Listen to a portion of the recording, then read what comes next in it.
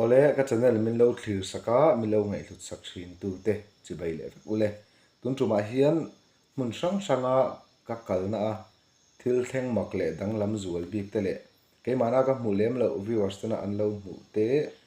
ron tarlan ron hmu tir cho ka tum do na chuan i a then chu hmu thiam har te uleka hei hi thil dang lam do ni anga thla ni anga tiang chi ang kha ka non da chuak ani a in ngai dan te comment lama in lo soi le anga tin video hi en na har de mai thaya slow motion ten in han tianga tin earphone nen milong ai thak sak anga chon kan soi du chu i lockdown te ni a du angin mun la de ole ka chuak thei lawa lockdown te an zo anga mun sang sanga mizoram mun sang sanga te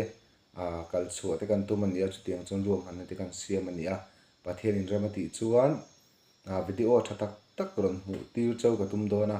chon ka video te hi min lo share dar sak se la comment le like te min lo pe a tin thuron pe ka ngai na la ya te min lo present turin an som du bok chawa WhatsApp group te kan siama chunga te chon a join a tur link ka ron da a kan te khalo join ula ta chon in ngai dan te in du dan te lo soi tur chawin kan som du bok chau ni video en hawang o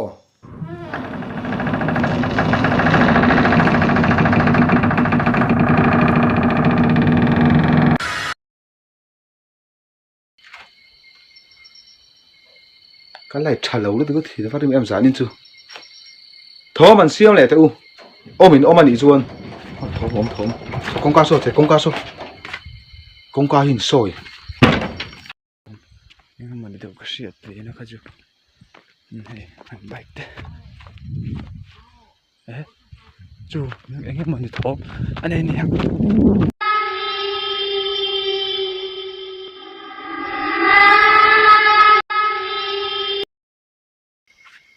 muốn đi nuông phiên lệ nga đây cái phi mà tầm bốc xí à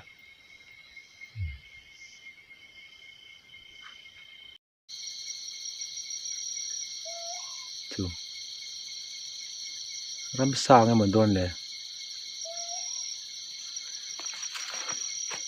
ram sang thì ngã trò chú mình sinh ở rol chú ni lâu trò chung po này tổ lâu ni tham hiền chụp chả lệ đó xin phút thì lệ ngộ cái bu sốt chế chế rồi sốt chế bu sốt chế ấy phút chiang em ha chú của đấy là mạ suốt có nghe niềm khóc mày á ngộ độ thố mà cái quả xìa mình sẽ về thố mỏm thôm anh chị ăn thố mỏm thôm tacar nị trà chú có ống to thóm đắng làm em nó một cô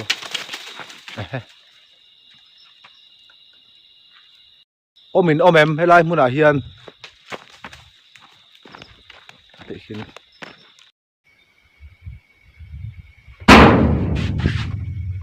xiêm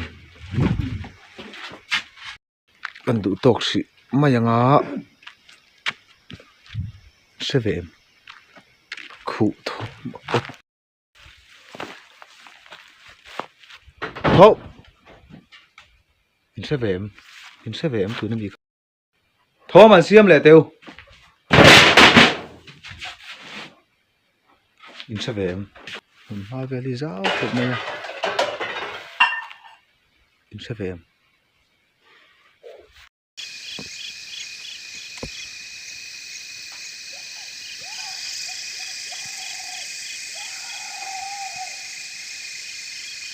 em xem tụi nó bị khá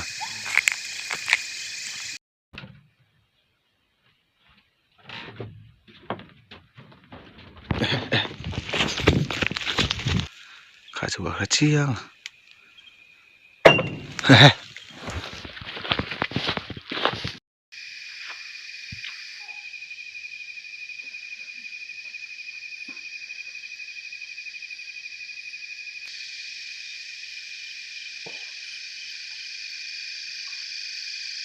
sẽ về em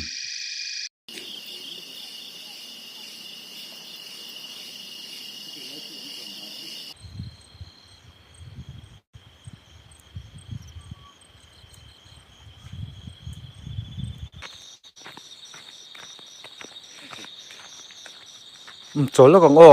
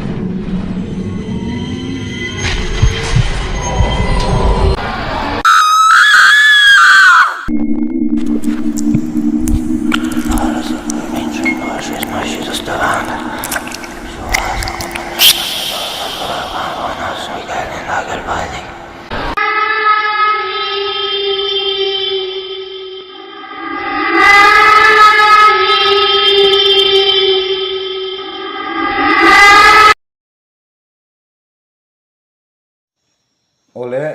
tuna video kan buang khan khang te kha ke mana huna ka thiat ngei le ka ton ngei te ka mu ngei te nia then chu na then te ka chu huna ke mana ka thiat lem lo e viewers ta na min ron sil ani a zong zong pon ka ron ti chok thei lawa a then ka ron da chuak ani in ngai dan te in mu dan te kha comment lama khan an lo soi le thak don nia